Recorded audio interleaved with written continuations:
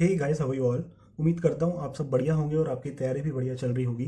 तो इस वीडियो में हम बात करेंगे कि कैसे कम टाइम में हम आरसी को जल्दी से जल्दी किसी भी मॉक या रियल एग्जाम में हम बना सकते हैं। क्या हमारी अप्रोच होना चाहिए, क्या मिस्टेक हमें नहीं करना चाहिए आरसी को सॉल्व करते वक्त। ये 16th नंबर के क्वेश्चन से अपना आरसी स्टार्ट हुआ है। ठीक है, टोटल इसमें 10 क्वेश्चन है, यानी कि 25 तक ये है, यहाँ तक आरसी है। ठीक है, 25th क्वेश्चन तक। तो सबसे पहले जैसे ही आप यहाँ से अपना मॉक स्टार्ट करोगे, ठीक है, उनमें जो क्वेश्चन आपको करना है आप करते जाओगे।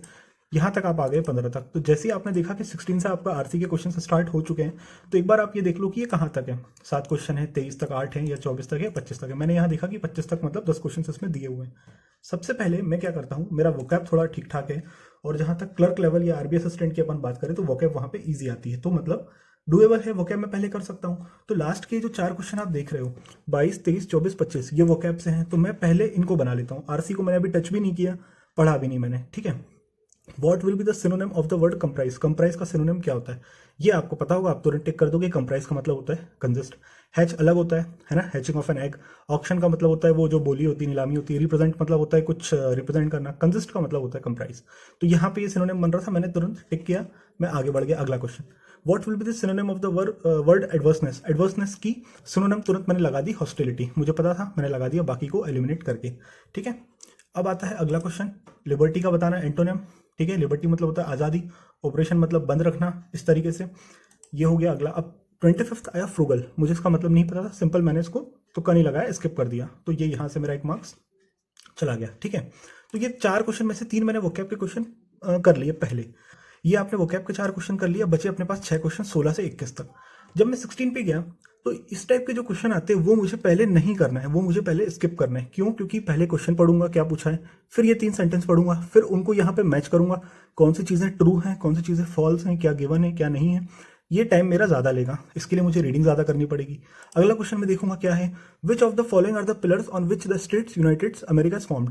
अब इस क्वेश्चन से मुझे ये समझ में आया कि ऐसे कौन से पिलर्स हैं जिनसे यूनाइटेड स्टेट्स जो है अमेरिका वो बना है, फॉर्म्ड है। तो पहले क्वेश्चन पढ़ने से आंसर को ढूंढने की अप्रोच आसान हो जाती है। जब हमें क्वेश्चन पता हो तो आंसर ढूंढना आरसी में हमारे लिए आसान हो जाता है। रेदर देन यदि मैं पहले रीडिंग करूंगा फिर क्वेश्चंस पे जाऊंगा तो मुझे याद नहीं रहेगा मैंने कहाँ पे क्या क्या पढ़ा था और फिर क्या क्वेश्चन में मुझसे पूछा है।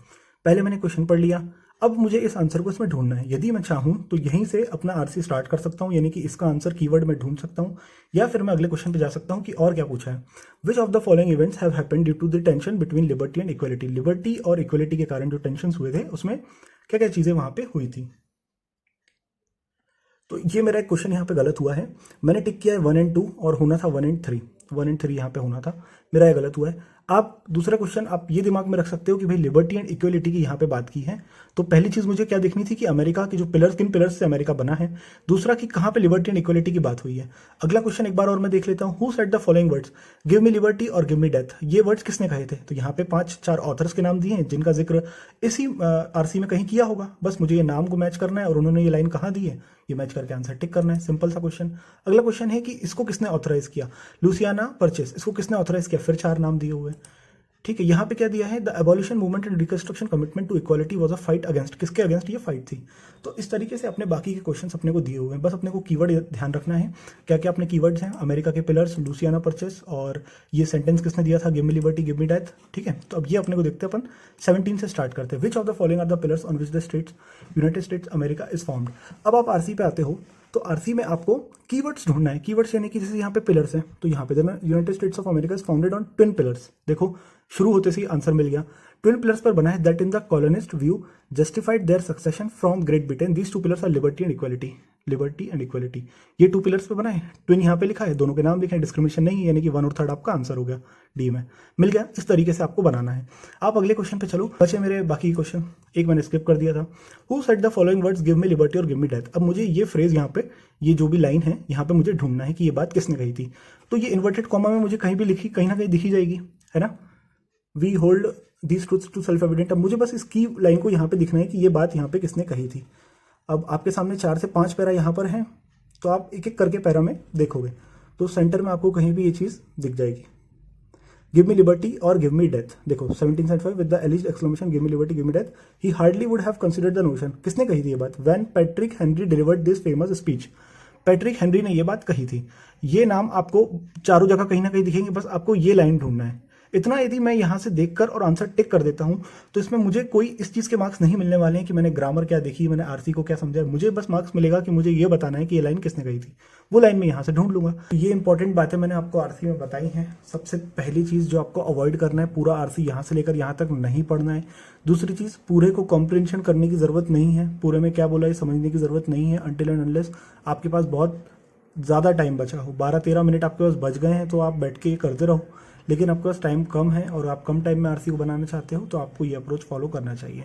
तीसरी चीज़, आपको पहले आरसी में वोकैब वाले क्वेश्चंस कर लेना है, यदि बनती है वोकैब तो ठीक है, नहीं तो उन्हें स्किप करना है।